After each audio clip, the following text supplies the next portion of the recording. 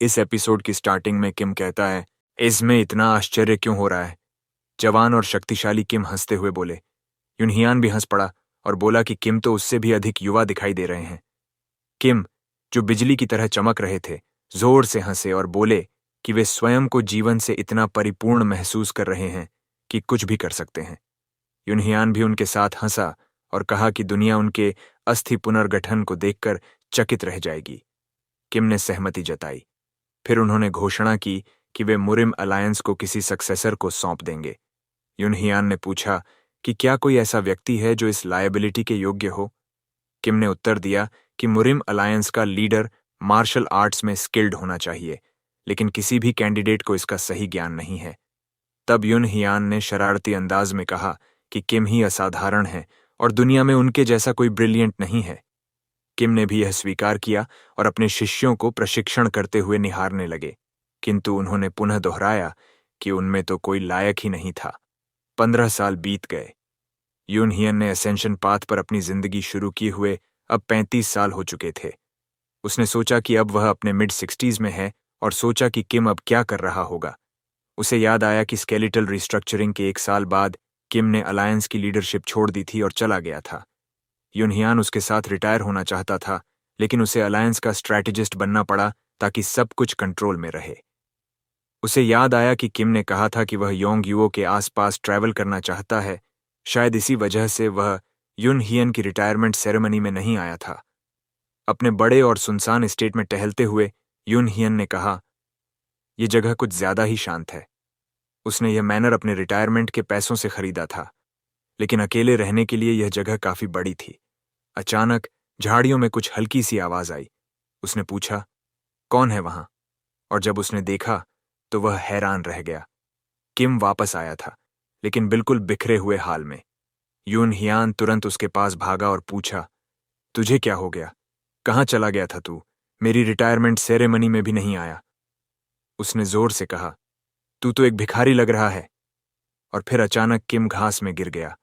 उसकी तलवार उसके पास गिर गई। जब युनहियान उसके पास घुटनों के बल आया तो किम ने घास पर लेटे लेटे उसका नाम लिया और बोला, मैंने हमेशा सोचा कि मुझे मार्शल आर्ट्स का वरदान मिला है। युनहियन ने हाँ में सिर हिलाया। अगर तू जीनियस नहीं है तो फिर और कौन होगा? किम ने भी हाँ कहा। हाँ, मैं जीनियस हूं, या किसी भी आम इंसान में कोई भी मेरी मार्शल आर्ट से टक्कर नहीं ले सकता। युनहियान ने मजाक में कहा, जैसे तू कोई आम इंसान है ना? फिर बोला, सब जानते हैं किम इस दुनिया के नीचे का सबसे शक्तिशाली इंसान है। लेकिन किम ने स्पष्ट किया, मैंने एक कल्टीवेटर से लड़ाई की। फिर उसने पूछा, याद है तुझे 35 साल पहले जो लोग हमें उठा ले गए थे, वो उड़ने वाले मॉन्स्टर्स? युनहियान ने हाँ कहा, याद है। वो लोग आसानी से सामने नहीं आते, लेकिन वो यांगोस रॉयल पैलेस के साए में रहते हैं। सारा देश उनकी चालों में उलझा हुआ है। जब मार्शल अलायंस का प्रभाव किम में बढ़ने लगा तो कल्टीवेटर्स ने उनमें रुचि लेना शुरू कर दिया। किम बोला, ये काफी बड़ा प्रॉब्लम बन गया, लेकिन अगर हम उनकी बात नहीं मानते तो इसका मतलब होता देश के खिलाफ जाना। तो उसने अलायंस लीडर का पद छोड़ दिया ताकि वह उनके खिलाफ खुद अकेले लड़ सके। उसने पूरी यंगोस ग्रू में उन कल्टीवेटर्स को ढूंढा, लेकिन उनका सामना करना मुश्किल था। जब कभी वो मिलते भी तो कहते, मॉर्टल्स हमारे लायक नहीं हैं। कभी इल्यूजन दिखा के तो कभी हवा में उड़ के निकल जाते। लेकिन 5 साल पहले वह आखिरकार एक कल्टीवेटर से लड़ पाया। युनहियान ने उत्साह से पूछा, और तू जीता या नहीं? किम ने जवाब दिया कि हाँ, उसने जीत हासिल की थी। युनहियान ने राहत की सांस ली और हंसते हुए बोला, अगर तू अलायंस लीडर रहते हुए ये सब करता तो मुझे कितनी मुसीबत होती। लेकिन किम ने साफ किया कि उसने एक कल्टीवेटर से लड़ने के लिए अपनी जान दांव पर लगा दी थी और वो कल्टीवेटर की बिल्डिंग स्टेज तक पहुंच चुका था। फिर भी किम उसके सिर्फ एक उंगली के सिरान पर छोटी सी चोट ही लगा पाया था। युनहियन हैरान रह गया। किम ने समझाया कि उस कल्टीवेटर ने कहा था, अगर मुझे एक भी चोट लगी तो मैं हार मान लूंगा। इस हिसाब से तकनीकी रूप से किम जीत गया था। युनहियान ने पूछा, क्या की बिल्डिंग स्टेज का कल्टीवेटर उन 10 सबसे शक्तिशाली कल्टीवेटर्स में से होता है? किम ने जवाब दिया, हाँ। लेकिन उसने बताया कि कल्टीवेशन की दुनिया में की बिल्डिंग स्टेज तो दूसरी सबसे निचली स्टेज है। मार्शल आर्टिस्ट के मानकों से देखें तो ये एक सेकंड रेट फाइटर के बराबर था। यून हियान को विश्वास नहीं हो रहा था जब उसने ये सुना। अपनी पिछली जिंदगी में भी और इस वाली में भी उसने हमेशा कल्टीवेटर्स को अजीबोगरीब ही समझा था। फिर भी वो हैरान रह गया। किम की मार्शल आर्ट्स तो आसमान छू चुकी थीं। वो सचमुच हवा में चल सकता था, मार्शल आर्ट्स का इस्तेमाल करते हुए हवा में तैर सकता था और पत्थर या स्टील जैसी इमारतों को टोफू की तरह काट सकता था।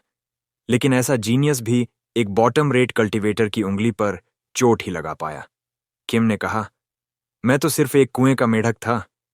हम कल्टीवेटर्स का सामना नहीं कर सकते, वो तो जीते जागते नेचुरल डिजास्टर्स जैसे हैं। यून हियान ने उसकी ओर दुख भरी नजरों से देखा, लेकिन किम ने एक और बात बताई। उसने उसी दिन एक और कल्टीवेटर का हाथ काट दिया था। यून हियान ने उत्साहित होकर पूछा, तो क्या तेरी मार्शल आर्ट्स ने उसे पार कर लिया? लेकिन किम ने कहा, नहीं, वो कल्टीवेटर बस अपने ऊपर एक पेपर तावीज लगाता है और उसका हाथ वापस उग जाता है। फिर किम एक पेड़ के सहारे थक कर बैठ गया। तलवार उसके पास थी। उसने यून हियान से कहा, मुझे लगता है ये मेरी मार्शल आर्ट्स की सीमा थी। यून हियान ने पूछा, तेरा मतलब? किम ने बताया कि वो सिर्फ विदा लेने आया था। वो कल्टीवेटर उसकी विला पावर से इतना प्रभावित हुआ कि उसने उसे अपने कल्टीवेशन सेक्ट में लेने का वचन दिया। किम ने कहा कि वो नीचे से शुरू करेगा और धीरे धीरे ऊपर बढ़ेगा। यून हियान ने चिंतित होकर पूछा, क्या बिना स्पिरिचुअल रूट के कोई मॉडल कल्टीवेटर बन सकता है? किम ने समझाया कि एक सामान्य इंसान के लिए 5 energies converging to the origin वाला स्टेज वही होता है जो कल्टीवेटर्स के जन्म के समय का 5 एलिमेंट स्पिरिचुअल रूट होता है। जब कल्टीवेटर्स उस गुण के साथ पैदा होते हैं, मॉर्टल्स को वो स्टेज पाने के लिए अपनी पूरी जिंदगी लगानी पड़ती है। उसने अपनी तलवार से स्पेस को काटा और बोला, मैं अब जा रहा हूं। उसने एक स्क्रॉल उठाया। ये मेरी आखिरी निशानी है, उसने कहा।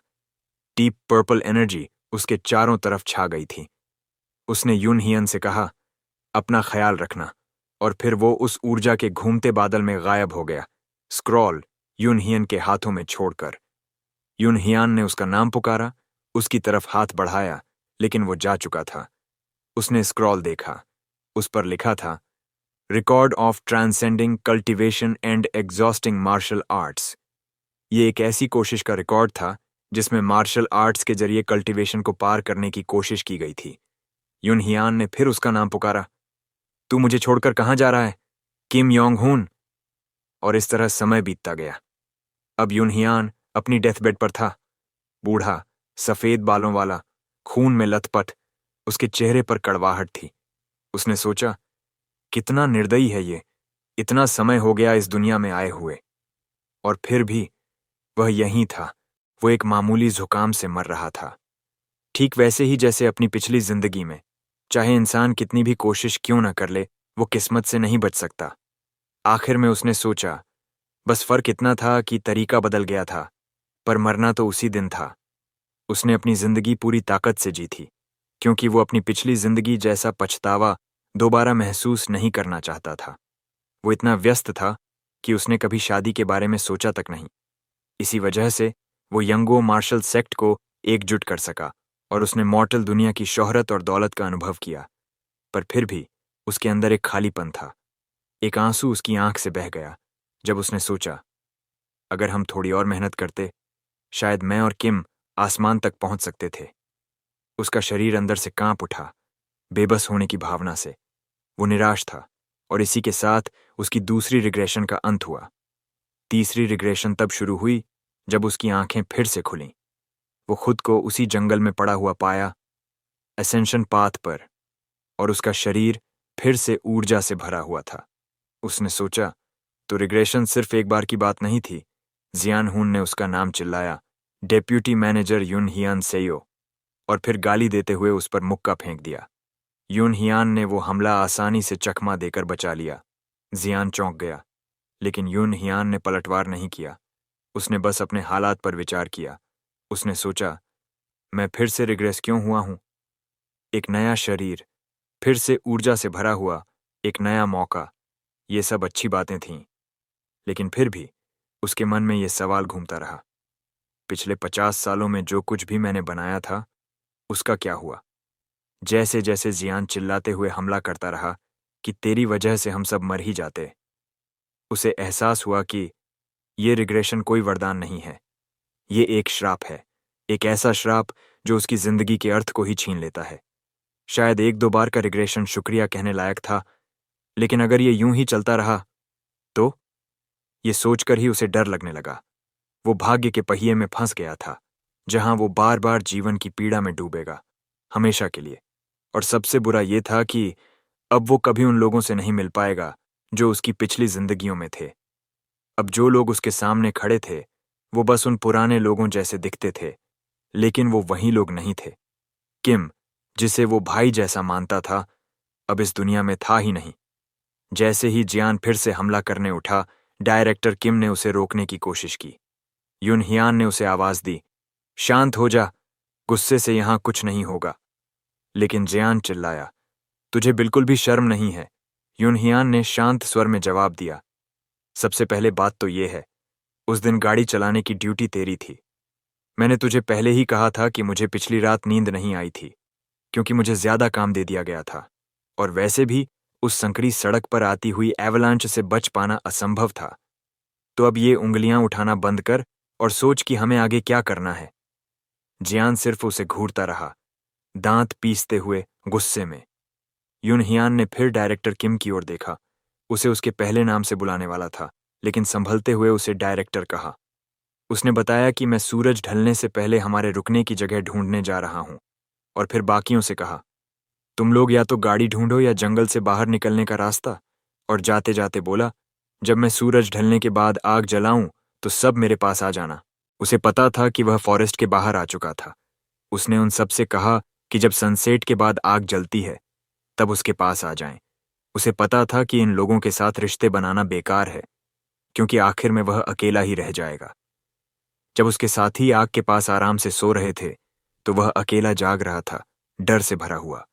ये जो वक्त बार बार पीछे जा रहा था, ये एबिलिटी उससे हटानी ही पड़ेगी। उसने सोचा, क्या ये पावर तब चली जाएगी जब वह अर्थ वापस चला जाए? हर बार वह इसी मोमेंट पर रिग्रेस करता था, एसेंशन पार्ट पर। तो क्या वह अर्थ लौट सकता है? फिर उसे बूढ़े आदमी की बात याद आई। जब एसेंशन गेट खुलता है तो पास के स्पेस अनस्टेबल हो जाते हैं और आम लोग भी स्पेशल स्टॉर्म्स में फंस जाते हैं। हाँ, उसने सोचा, एसेंशन गेट ही वजह होगी कि वे लोग इस दुनिया में आ गए। उसने बैठकर सोचा, क्या वह गेट यूज करके अपनी असली दुनिया लौट सकता है?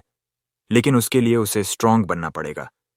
उसने अपना हाथ जोर से बंद किया। एक ऑर्डिनरी मॉर्टल होने के नाते वह कुछ नहीं कर सकता। उसे भी किम की तरह एक कल्टीवेटर बनना होगा, कल्टीवेट करना होगा।